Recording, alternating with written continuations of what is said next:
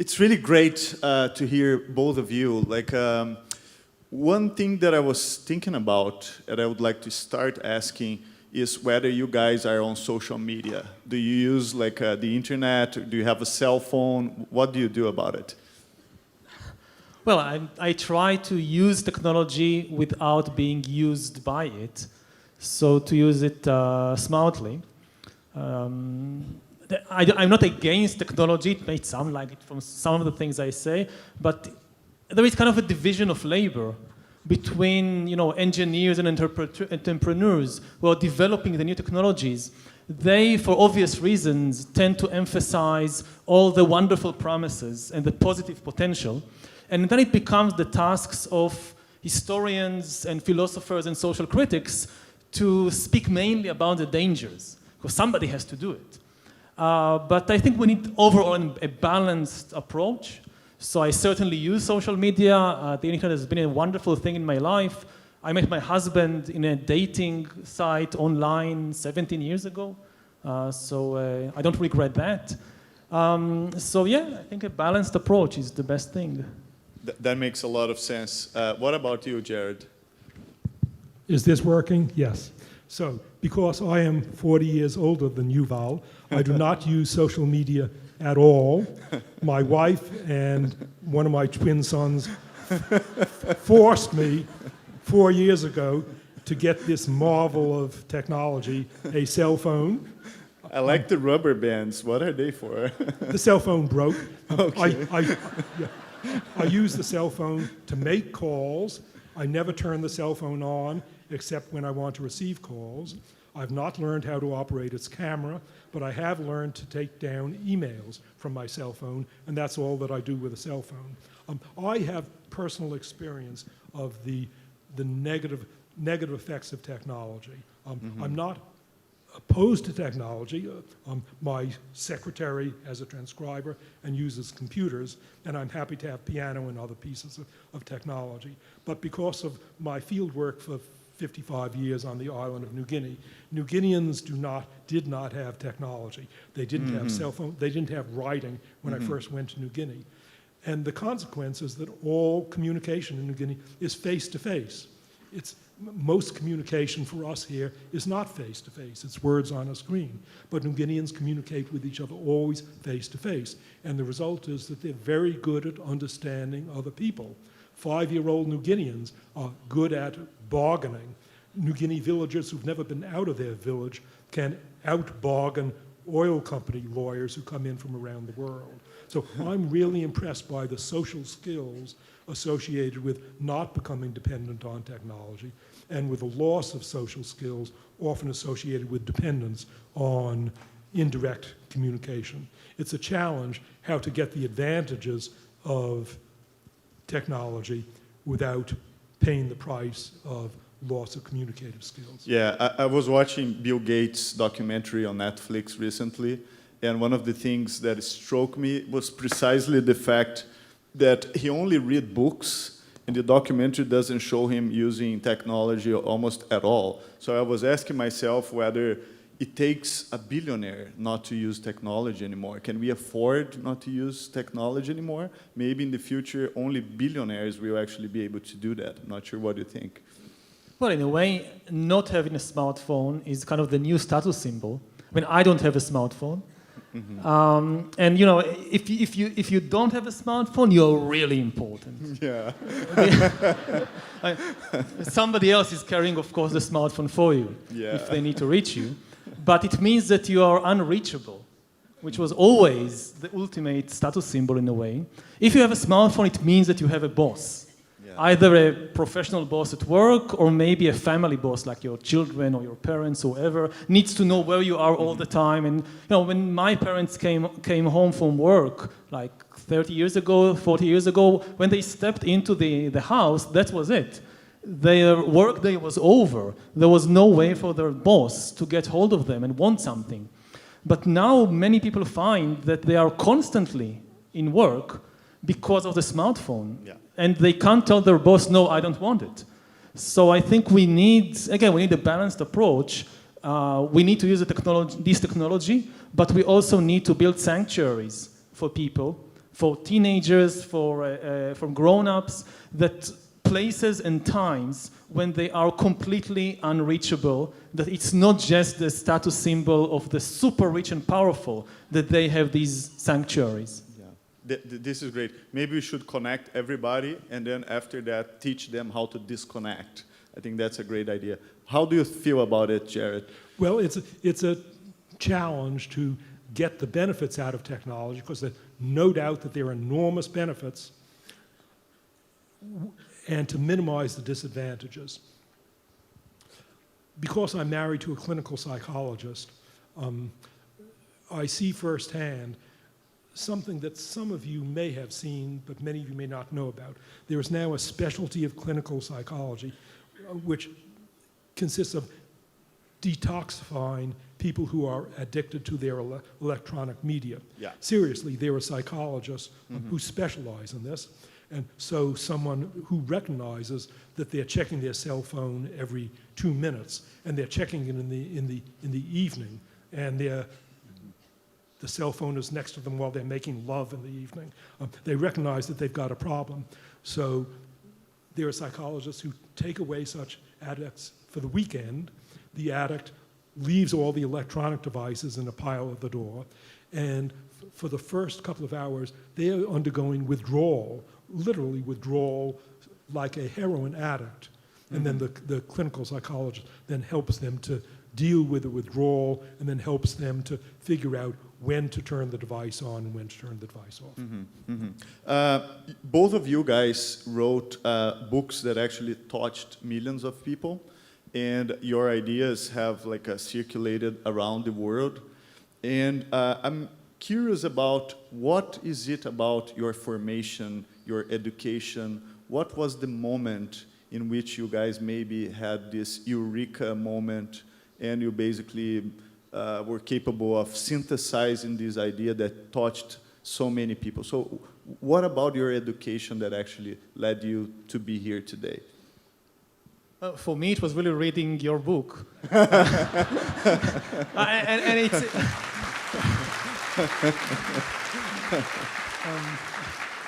and it's not flattery. It's really, I was doing my PhD in Oxford on a typical PhD history subject, which was the memoirs of soldiers from the late Middle Ages and early modern period, not the stuff of bestsellers.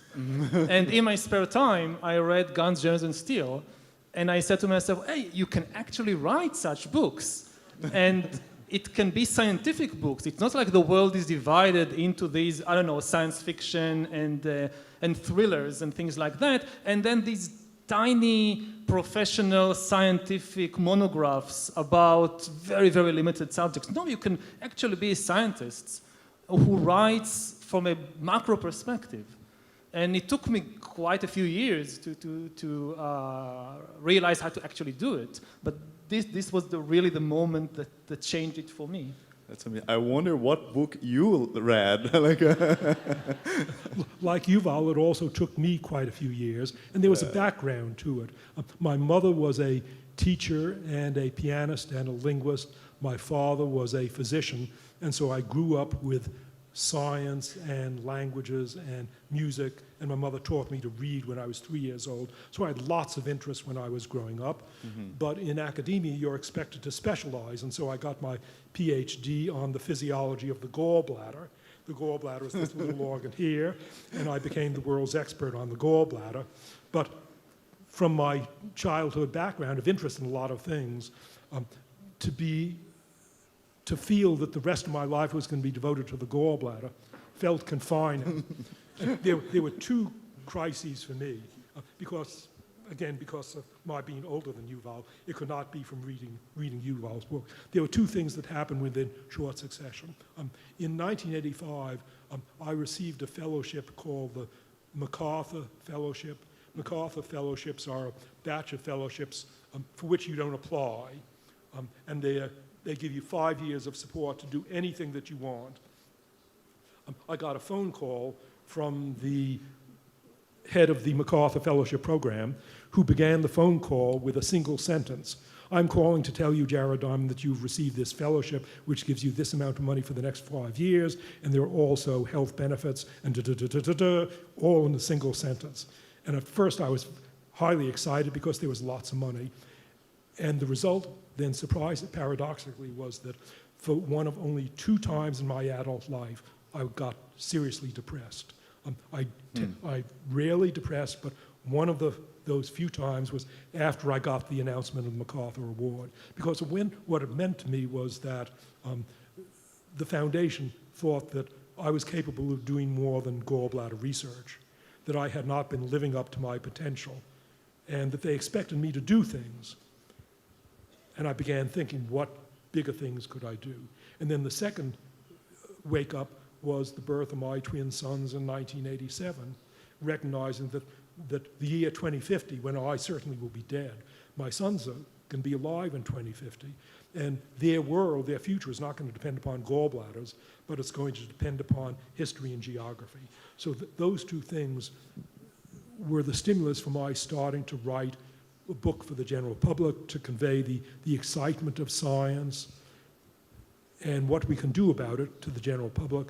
My first book was The Third Chimpanzee, and that was followed by Guns, Germs, and Steel, which had a wonderful byproduct. Fantastic. Thanks for sharing that. I would like to talk about mental health, but in a second. And I think it's really important to mention these issues. But before I do that, there is a Brazilian poll company called Datafolha, and they asked Brazilians whether they think the Earth is flat or round. And it's funny because 7% of Brazilians, as July of this year, think that the Earth is flat, and 4% are not sure. So we are talking here about 22 million people actually believing in Brazil that the Earth is either flat or they don't really know how it is.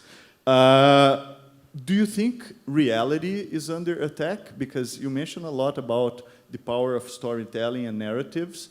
And maybe Umberto Eco was right when he was basically saying that social media and the internet allow the invasion of the idiots. That's the expression that he used a little bit before he died. So are we losing control of the narratives and storytelling? And what should we do about it? Well, the problem is not new. I think it's, if you had the same survey 500 years ago, you would have much higher percentages. So we are making progress. Yeah. And propaganda, fake news are not a new thing. They've been with us always. Mm-hmm. And on a deeper level, the thing is that human power does not really depend on knowing the truth. In many, many cases, the real human power depends on cooperation, on large-scale cooperation. Mm-hmm. And unfortunately or not, it is often easier to make people cooperate based on a fictional story than based on the truth, because the truth, and this goes back to the issue of crisis, the truth is often complicated, unflattering, difficult to deal with, whereas fictional stories tend to be easier to grasp and tend also often to flatter us, like blaming somebody else for our problems. Mm-hmm. And take an example, say, of an atom bomb. What do you need in order to build an atom bomb?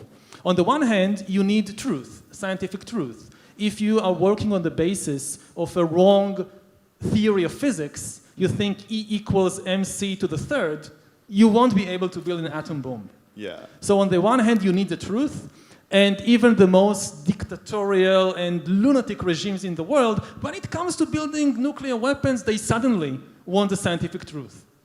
But it's not enough to have a true physical theory to build an atom bomb. You also need millions of people cooperating. You need not just the physicists, you need the miners and the engineers and the peasants and farmers who grow the food, the workers you need millions of people. Now, how do you get millions of people to cooperate? Not by explaining to them the theory of relativity. It's a very bad, and not bad, but it's not going to work. You won't get millions of people cooperating by trying to explain to them the theory of relativity. Here, fictional stories tend to be far, far more effective. And we've seen it throughout history. And it's also true today. In many cases, when it comes to uniting people and cooperating, fictional stories easily trump the truth. Mm-hmm, mm-hmm. Very good. How do you feel about that? The flagrant example in the United States, of which I'm aware, is not belief in a flat earth. I just don't know how many Americans believe in a flat earth, but there are lots of Americans, more than in Europe, who do not believe in evolution, although the major fact of biology is evolution. You can no more understand biology if you don't accept the fact of evolution than you can understand physics if you don't believe in atoms. And yet, it's not just that a majority of Americans don't believe in evolution, it's that the majority of American biology teachers do not believe in evolution, which is shocking. The trend at present under the current administration in acceptance of facts is backwards. The current administration talks about alternative facts or fake facts. It's making a political living out of denying reality. Just to give you a banal example, to give you the flavor, this is not the most important example, but we recently had a hurricane, a bad hurricane, which came up the east coast of the United States and threatened Florida and the Carolinas. For some reason, President Trump believed that that hurricane was also going to threaten the state of Alabama, which is about 1,000 kilometers from the East Coast. And so Trump announced that the hurricane was a threat to Alabama, and this had various consequences. The U.S. Weather Bureau then was obliged to announce that for fear that Alabamans would run out of their houses and close down their houses, the Weather Bureau chief in Alabama announced, no, there's no threat to Alabama from the hurricane. But then our national government told the head of the Weather Bureau to shut up and to retract that statement. It's very striking then that scientists working for the government be told that they cannot tell elementary truths and that they should not contradict elementary falsehoods, such as that a hurricane is going to affect Alabama 1,000 kilometers away. So in the United States, at present, the situation paradoxically is getting worse rather than better. Good. What worries me is not only about being the earth flat or not, but also vaccines. So in Brazil, we've been seeing like the resurgence of smallpox and also in other places. So I really worry about these narratives and how people spin them. But let me move to another subject, which is automation and the end of jobs, right? So you talk a lot in Homo Deus about the emergence of the useless class. And you also mentioned the very well-known study by Osborne and Frey from Oxford that basically say that 47% of jobs risk being automated in the next few years. So basically these are jobs that machines will do and probably humans will be staying out of the picture. I want to play the devil's advocate because right now we don't really see it happening. So if you look at the United States, which has one of the highest levels of automation, unemployment rate is actually 3.7% now, while Brazil, that ranks really low in the automation readiness index by The Economist, has a 12% unemployment rate right now. So is it really happening? Is this something that is going to happen in the future? Because what I'm afraid is that we don't see right now any signs that automation is actually replacing human work. And actually, these most automated countries, the cost of labor is actually going up. How do you feel about that?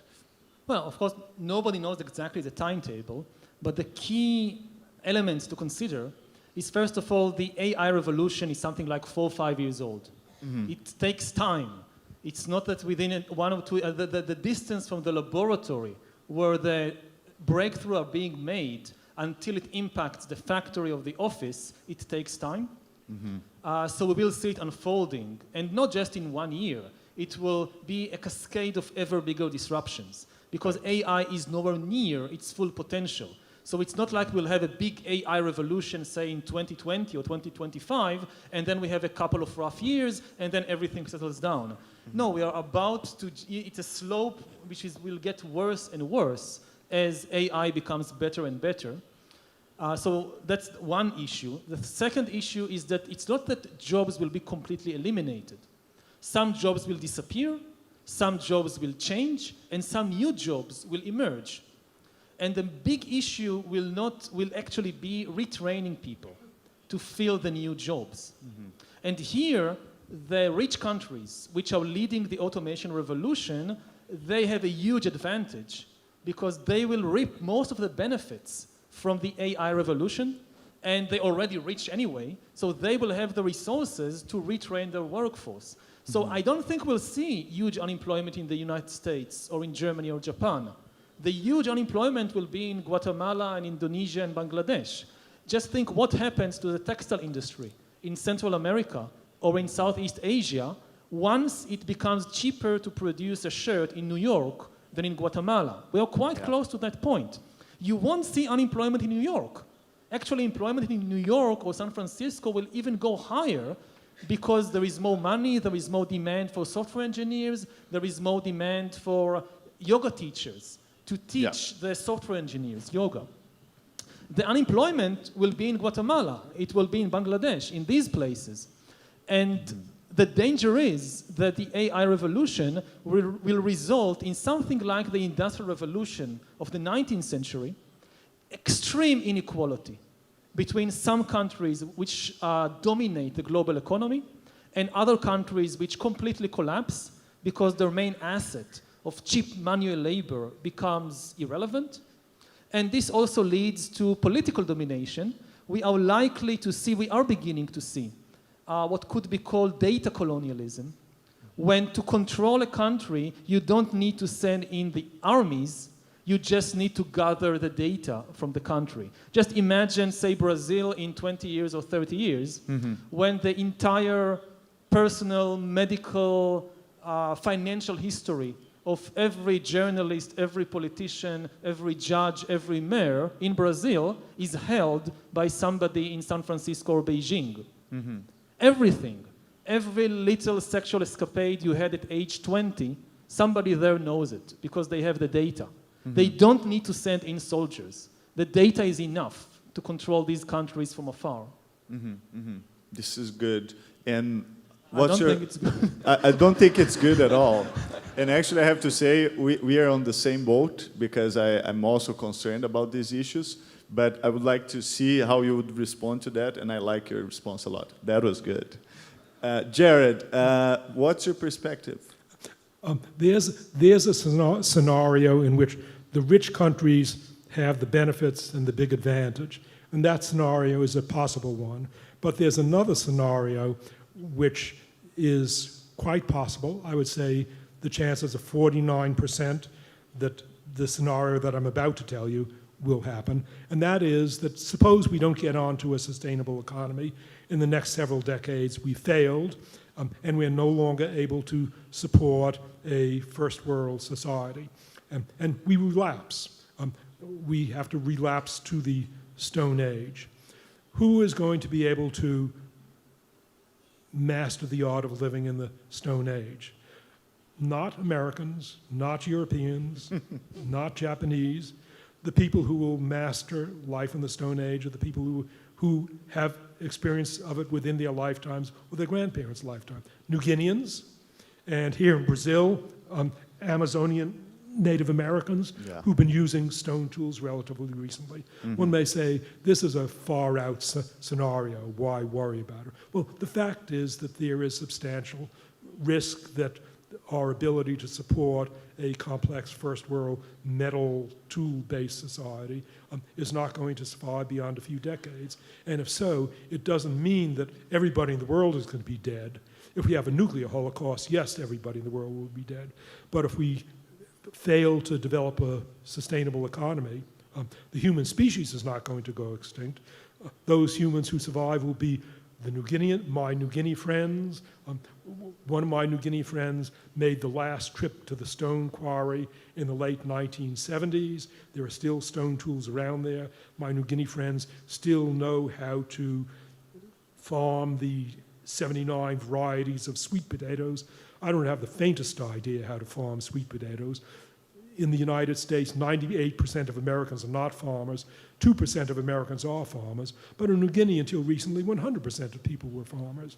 So an alternative scenario, a worst case scenario is that within several decades, it's not the rich countries that will have the benefits, it's the poor countries, namely the poor countries that most recently were operating in the Stone Age. Very interesting. Maybe I'll just comment on that one of the features of history is often that history is terribly unfair. And it often happens in history that the rich cause problems that then the poor pay for. And the rich are maybe hurt a little, but they are in the position to survive it better. Like we saw in the financial crisis, that the bankers who caused much of the crisis, they were least hurt by it. And people in far off places that had nothing to do with the responsibility, they paid the most. Now, I think that in a catastrophic scenario like that, then yes, there will be a huge advantage to people who are, in a way, closest to the Stone Age. But the vast majority of poor people in developing countries are not these tribal societies, which still have the survival skills. They are the people who work, say, in the textile mills. And they never farmed. They don't know how to produce textile. They don't know how to produce stone tool. They know how to drive 2 hours in a bus to some polluted factory and work there for 10, 12 hours and then take the bus back home. And in case of a major crisis, they are likely to suffer even more than the rich people, say, in San Francisco or in London. And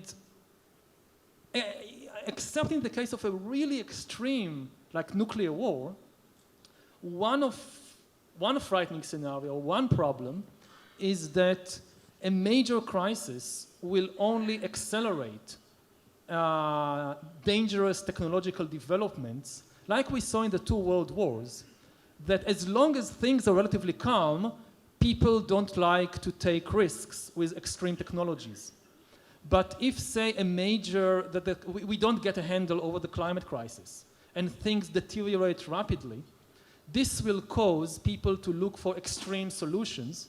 And therefore, I think that a climate crisis will not slow down developments in AI and biotechnology. It is likely only to accelerate them and to cause people to to give up the precautions. Oh, we are facing existential crisis anyway. So yes, it's very dangerous to start experimenting in genetic engineering. It's very dangerous to develop these new super AI, but we are in a crisis, so we have to do it. And I think part of the reason why elites in the world today are not doing enough to combat the climate crisis, the ecological crisis, is that either consciously or at least subconsciously in the back of their mind, they say, yes, that's a big problem, but not for us. When the flood comes, we will build a technological ark. Yes, the poor people in the favelas, they will suffer, but not us. We will probably have the resources and the technological expertise to protect ourselves from the worst outcomes. And this is why the elites are not as alarmed as they should be. Mm-hmm. Yeah, Jared. Yeah, it's an interesting question to which I can throw in something from personal experience.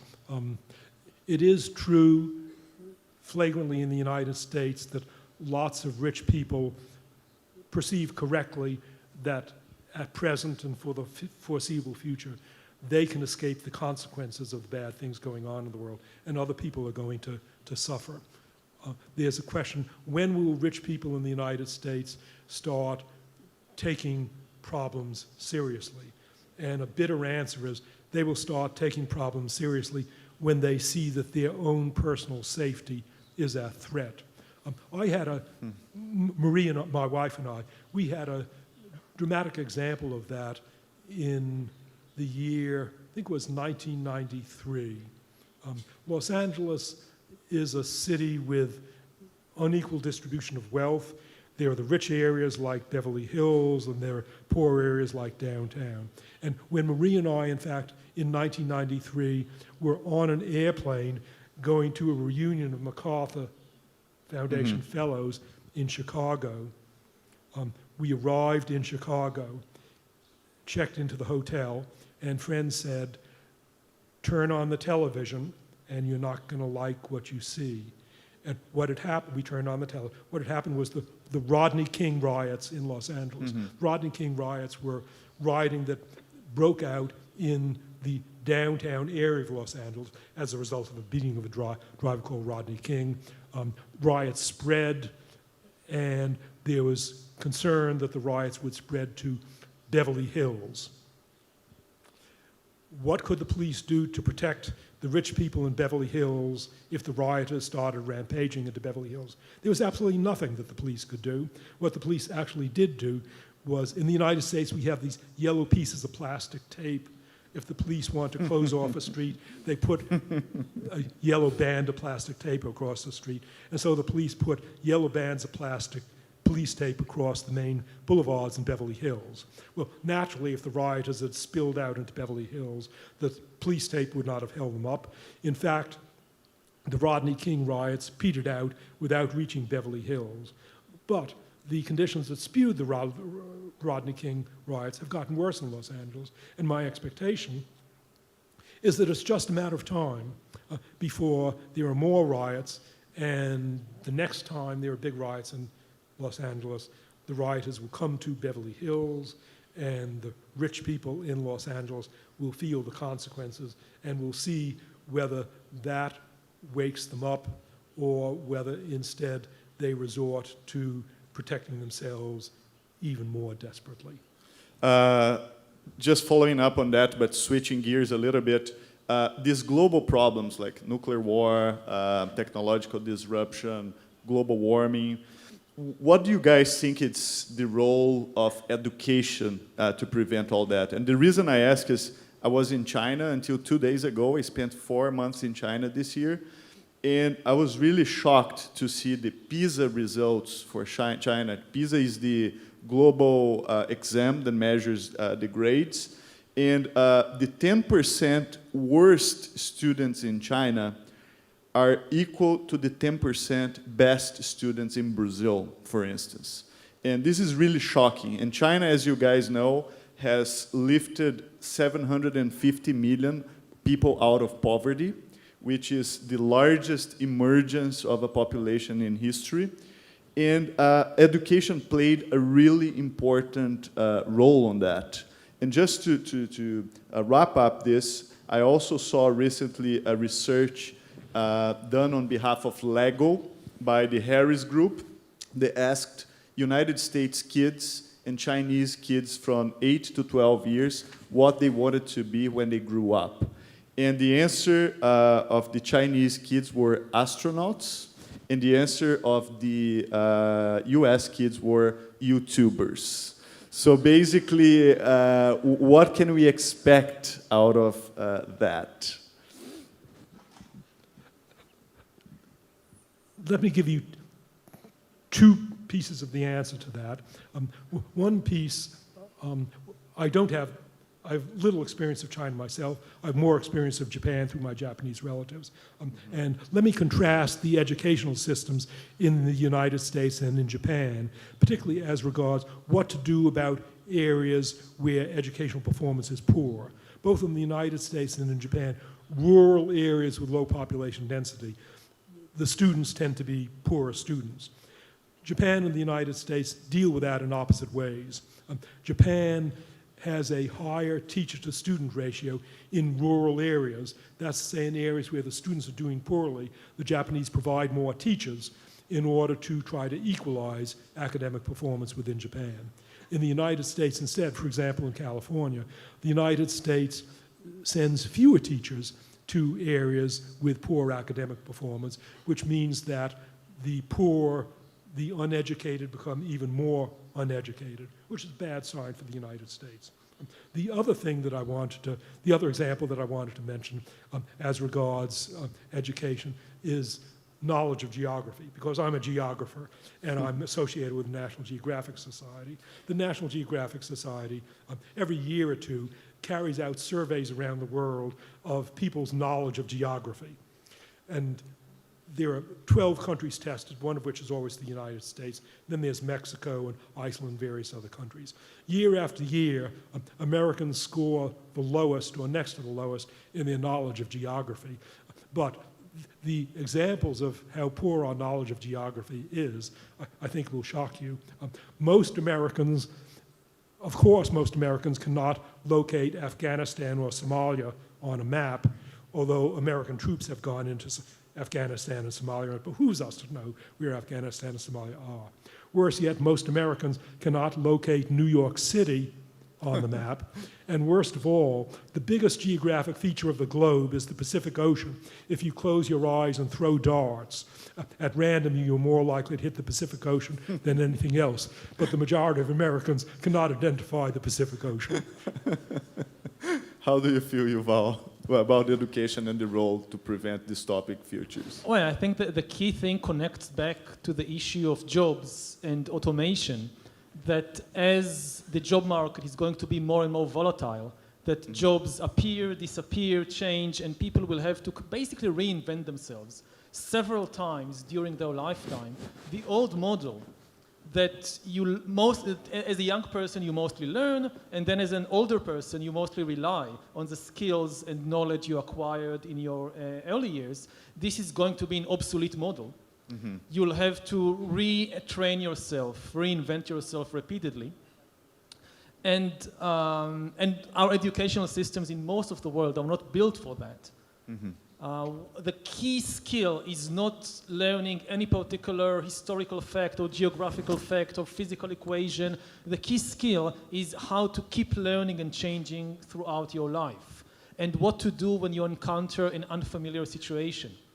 In many cases, tests in school, so you learn throughout the year certain things, and you have the impression that every question has a right answer, and then the test at the end of the year asks you, and you need to give the right answers. Mm-hmm. And this gets you in the frame of mind that, yes, there are these right answers out there, and I just need to learn them.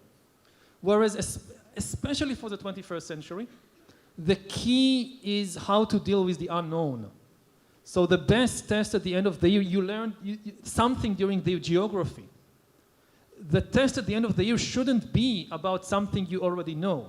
It should be you're given a new question in geography, and the issue is, how do I go about gathering information, distinguishing reliable from unreliable information? What is the method that I'm using?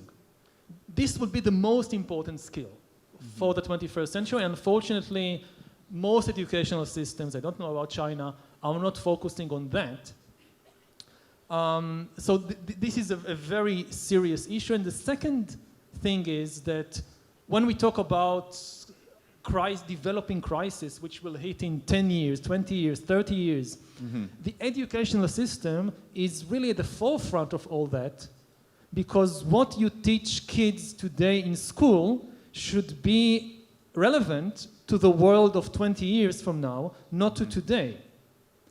If you're a 6-year-old student in a school, what you learn should be relevant to 2040, not to 2020. So this is maybe the first arena or front when we have to take very seriously the question, how would the world look like in 2040? Because we can't wait until 2040 to see. We have to teach the young generation today. This is an extremely important message, especially for Brazil at the moment.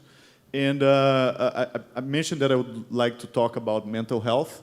And you, for instance, mentioned in your books that the overall health of humans have improved dramatically. So vaccination and everything that we have accomplished to expand the perspective of human life and to keep a good health, that's all truth, and I think we can see that. But there is one area in human life that I don't think we have improved, and that's precisely mental health. Actually, I think the situation is pretty much decreasing. I think you all teach and you give talks, and when you speak to younger people today, especially people going to college right now, there's an epidemic of depression, anxiety, and so on. Is this a challenge that we should be worried about? What should we do about it? Like, how do we approach this? With medicines, with media information? How do we go about that? Yeah, I think you're completely right, that whereas there has been a huge improvement in kind of physical health, Yeah. with vaccinations and so forth, in mental health there is no improvement, there is even a decrease. Mm-hmm. It results from various things, maybe above all that our minds are not adapted to the 21st century. They are much more adapted to the Stone Age. Mm-hmm. And the accelerating rate of technological and social and economic change creates immense stress for the mind. Again, going back to the job market, change is always stressful. And as you get older, it usually becomes more difficult. So inventing yourself at age 20 is very difficult. Mm-hmm. But to reinvent yourself again at age 30, again at age 40, again at age 50, this is something that many people just at present don't have the psychological stamina to do. So the burden of stress and mental dysfunction is likely only to increase unless we take countermeasures ranging from better medicines to creating, like we mentioned before, sanctuaries, that you have these times and places when you can really relax. I mean, again, if you're a kid in school, so previously something happened in school which was very stressful, like other kids bullying you. When you went back home, at least you had sanctuary in your home. Now you don't have sanctuary. The bullying can continue 24 hours a day via all the screens and smartphones and so forth. And just shutting down the phone is not, even that is hardly a solution, because then you have the FOMO, the fear of missing out. You know that so many important things are happening among your friends, and if you are not there, it increases the danger for you. Mm-hmm. So how to create these sanctuaries is something we need to think about. And it goes all the way to relying on things like meditation. Yeah. That we have thousands of years of traditions of helping people cope with these things. And I think we don't need to think in binary terms. I read you meditate 2 hours a day, is that correct? Yeah, I try to meditate 2 hours every day and go every year for a long retreat of between 30 and 60 days of Vipassana meditation. Mm-hmm. I know most people can't afford it, but I think every person Does that help you? To me, it helps very much. Mm-hmm. But, different things work better for different people. Yeah. I wouldn't recommend anything as a kind of panacea that, this is the solution to all the world problem. Mm-hmm. There are many people are different things work for different people. If somebody finds that meditation doesn't help, but sports works much better, then invest in that. Mm-hmm. Jared, you mentioned that you had to cope with depression, and I think many people, actually most people will have to deal with that at any point in their lives. How was that experience important for you, and how do you feel about this whole mental health problem? Interesting and complicated question where I think we have to be careful in jumping to an apparent conclusion that may not be correct. Comparing New Guinea, my experience of New Guinea with the Western world, the most obvious thing in traditional New Guinea societies is the shorter lifespans. Not just the shorter lifespans, that people whose age you can figure out by reference to some datable events, even if they didn't have a birth register. People just age much more rapidly because they have a much harder life. When I go into a New Guinea village and they ask, so how old are you? Last time I was there, I said, 81. They were astonished. They couldn't believe that. And I remember in one Indonesian village, when I said my age, they responded, setengah mati, which in Indonesian means half dead. So the fact is that in New Guinea villages, a few people live into their 70s or 80s. They're the repository of knowledge, but relatively few people live past 50, and they are in much worse condition physically. I was tempted to believe that mental health is considerably worse in our society than in traditional New Guinea society. There just are not the studies that, so I ask physicians out there, what is mental health like in New Guinea? We don't know rigorously what mental health is like because we don't have the tools for interviewing New Guineans about mental health scales. One can look around in a village and try to gauge for yourself. My first impression is that most people are happier. Certainly the loneliness that is epidemic in our society doesn't exist in New Guinea, where you spend your life with the people that you grew up with. But many traditional societies are severely repressive to children. Child suicide is surprisingly common in some societies, whereas child suicide is virtually unknown in Western society, all of which means that we just don't have the data. I'm tempted to say that mental health is much better in traditional societies, but that may not be true. We are heading to the end of our conversation. I'd like to ask you a final question because we are in Brazil. Brazil is a developing country, I believe an important one. I think we play a role that is much more important than we Brazilians realize, not only because of the Amazon, but I think because of us being a large democracy and so on.